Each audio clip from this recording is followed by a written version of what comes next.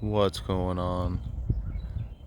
Now what I've got here today is a pear, a very mature sand pear, I believe, that has been forgotten about for a while and has become very overgrown.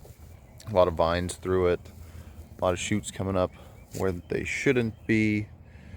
So I'm gonna clean this up today, and as I go, I'm gonna give you guys some tips on pruning techniques and what you want to do while you're pruning your deciduous temperate trees. Hopefully your pruning experiences won't be as drastic as this one, but it can lend a good example to what you may have to do in your yard. I'm going to get started and I'll be back. So right here is a good example of my first tip. We want to prune off any branches that are growing towards the ground, especially when we have leaves on the soil surface. We do not want that. You want to minimize the contact of soil with the leaves. So we're going to take these whole branches off here.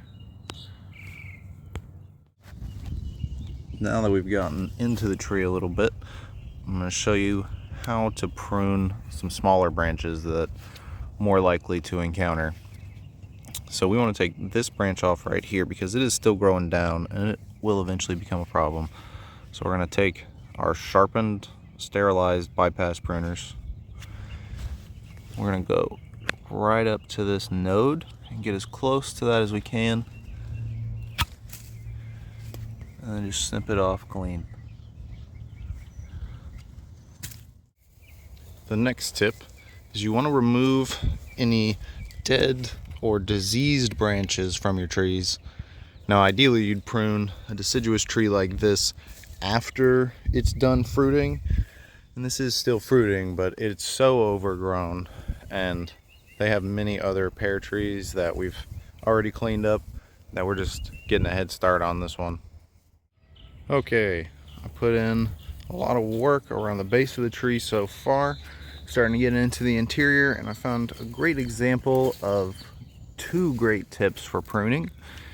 So right here we've got a branch coming out and crossing right over this other branch. We never want our branches to cross and touch, and it's gonna leave area for fungal infections to form.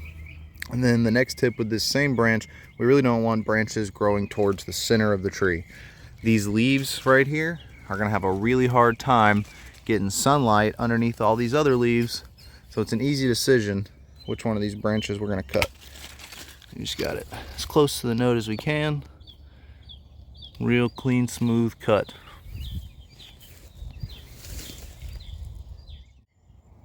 Well, I put a lot of work into this tree today. A little bit more to go. Realistically, it's going to take a couple seasons of growth and regrowth before we get a good shape back on here.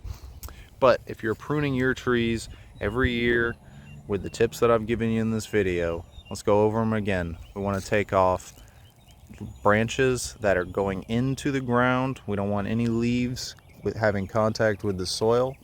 We want to prune off dead and diseased branches. We want to get any branches that are crossing, and we want to take off any branches that are growing towards the center of the tree. If you follow those steps, you can keep your trees from getting to this state. Every tree is going to have some specifics on pruning, and I encourage you to do your own research. But these tips will get you started with just about anything. Like and subscribe for more. Okay, last but not least, anytime I get a chance, I like to apply some worm tea. Now this is essentially compost tea, but made with worm castings instead of regular compost. We got our jugs of water here. I'm going to try to pour this with one hand. You just put a little bit in here. There's about 3 or 2.5 gallons of water in these jugs, so I'm just going to put a couple ounces. You know, let your ancestry tell you. Grab something, mix it around with, get all those microbes populating through that water.